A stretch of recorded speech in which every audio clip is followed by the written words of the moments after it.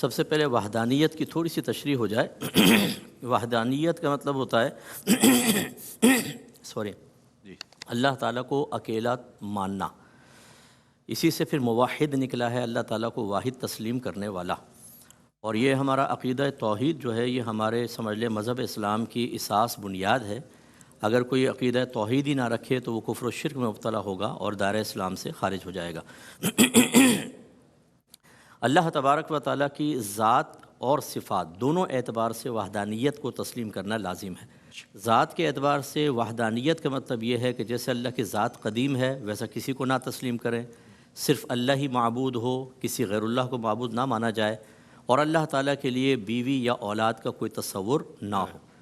اسی طرح اللہ تبارک و تعالیٰ کو فقط واجب الوجود مانا جائے کہ وہ واجب الوجود وہ ہوتا ہے کہ جس کا وجود ضروری ہو، یا یوں کہہ لیں ہمیشہ سے ہو، اس کے وجود کی کوئی علت نہ ہو، اس کے وجود سے تمام وجود پیدا ہوئے ہوں، اور یہ صرف اللہ کی شان ہے۔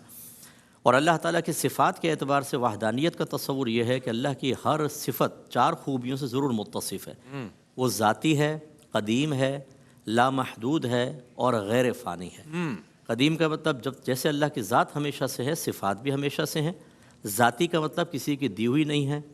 غیر فانی کا مطلب نہ ان پہ فنا واقع ہونا ممکن ہے، نہ فی الواقع فنا واقع ہوگی، کچھ بھی نہیں۔ اور لا محدود، اس کی کوئی حد نہیں ہے۔ تو اگر کسی مخلوق کے اندر یہ چیزوں میں سے کوئی ایک بھی تسلیم کر لی جائے تو کفر و شرک ثابت ہوگا۔ دلیل اس کی بہت ساری ہیں، خود اللہ تعالیٰ نے قرآن پاک میں فرمایا کہ لیسا کمثلہ شیء، اللہ کی مثل کوئی شے نہیں ہے۔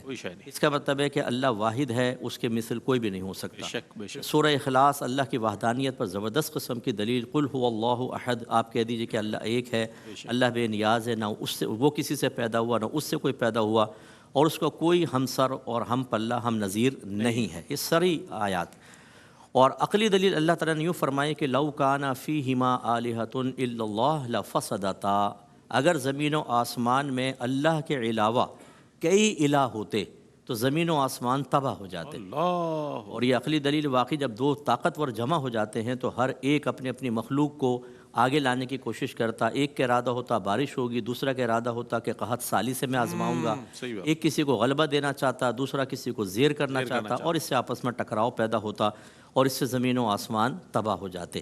تو لہذا ضرورت اس بات کی ہے کہ اس وحدانیت کے تصور کو ذہن میں پختہ کیا جائے، اور کوئی بھی ایسا طرز عمل یا سوچ اور فکر کو فروغ نہ دیا جائے کہ جس سے انسان کفر و شرک کے حقیقت کی طرف، حقیقتاً اس میں گرنے کی طرف، یا خدا نخواستہ اس کے شائبے کی طرف بھی جائے۔ یہ علماء کی ذمہ داری ہے، اور اسی لیے اس طرح کے موضوعات کا انتخاب کیا جاتا ہے۔ اور اس کی ضرورت اور اہمیت بس یہ ہے کہ اگر ہم اس وحدانیت کا اقرار نہ کریں، اس کو نہ مانیں، تو شرک میں مبتلا ہو جائیں گے، اور اللہ تبارک و تعالیٰ نے قرآن میں واضح فرما دیا کہ وہ مشرک کو نہیں بخشے گا۔ اگر کوئی حالت شرک میں مر گیا تو اس کی بخشش نہیں ہے، اور یہ ہمیشہ ہمیشہ جہنم میں جائے گا۔